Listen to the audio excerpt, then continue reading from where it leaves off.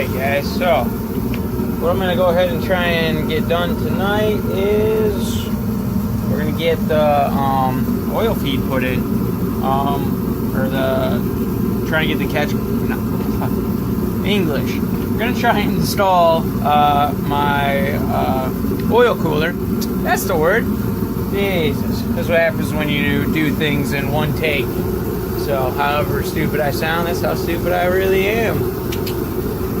But yeah, all jokes aside, that's the plan. So I have two to choose from. I have a slim version, and then I also have this thicker one, but this thicker one is thermostat controlled. So there's like this little spring in here, and my guess as to how it works is when it heats up to a certain temperature, it expands and then it blocks off. There's like this little hole here. It blocks that off, which restricts the flow. Because the oil cooler is always flowing, it's just how much is flowing through there. So that's what this thermostatic one does.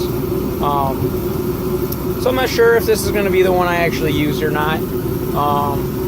We'll find out. I'm going to crawl under there and take the oil filter off and then kind of see how much room we have.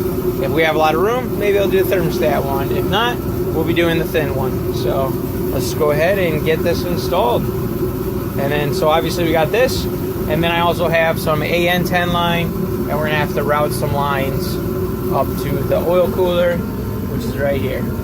And obviously the oil stuff's way back there, so we're gonna have to do some hecka looping. But yeah, let's do that. Head, put Teflon tape on here. I don't know if you're supposed to use Teflon tape or not, whatever, that's what I did. And then, so we got this guy. And basically, so O-ring will go towards the block, and then we'll have to install this guy through it, and then it screws right on. And yeah, so I'm gonna go find this size socket, and then we'll crawl underneath and get this thing on. Okay, so a couple little things. So it's in there, and I went ahead and just kind of have a headset on there with the manifold, just to make sure we're gonna have clearance. But I think this is pretty much how it's gonna go. I ended up using the thin one. But yeah, so now we just gotta go ahead and get these lines made. So let's make up some lines.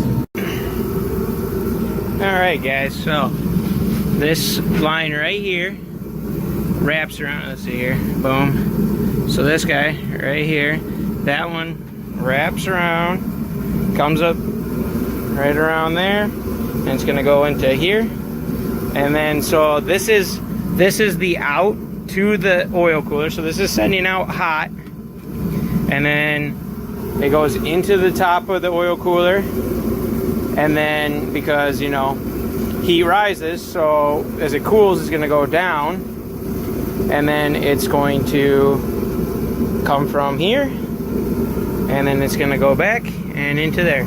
So what I'm going to do is get this line done, and then we'll start on another line. Alright guys, so there it is. Let's grab the light here. So we got the two right there. They come up. I've got them banded together. The old zip tie trick. And then it's routed around. And it comes up right there. It should be pretty good. The exhaust is wrapped, so I think this will be safe. But yeah, otherwise I think that looks pretty good. I mean, we could have probably done like a 90 there, but I didn't have a 90, all I had is a 45. But yeah, that looks pretty good. So now all we really got left to do, I don't know if it'll get done today, is we have to wire in that thermostat so that fan works. Other than that, and really all that needs is just 12 volts to it. So just got to run 12 volts to it, and then ground the other one, and then this will do all the switching for me. But yeah, and then I got to figure out if there's going to be a way, like maybe I'll have to take this guy off and fill up the oil cooler, just so that way this stuff's all primed, or figure out a way to fill it. I'm not sure. We'll have to speak with the interwebs on that one. But yeah, filter's on.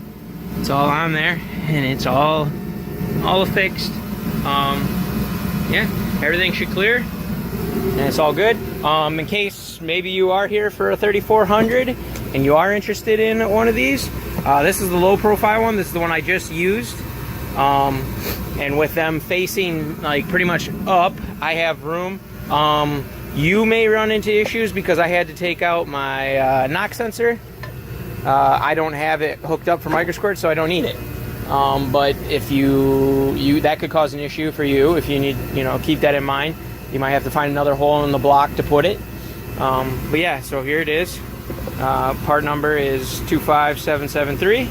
And then if you want this thermostatic sandwich adapter kit,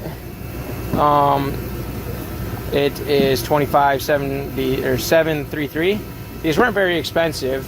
I think this one was like 15 bucks. This one was like 20, something along that lines. So yeah, that's that. Yeah. So you guys know the drill. Like, comment, subscribe. See you guys in the next one. Hope you enjoyed this.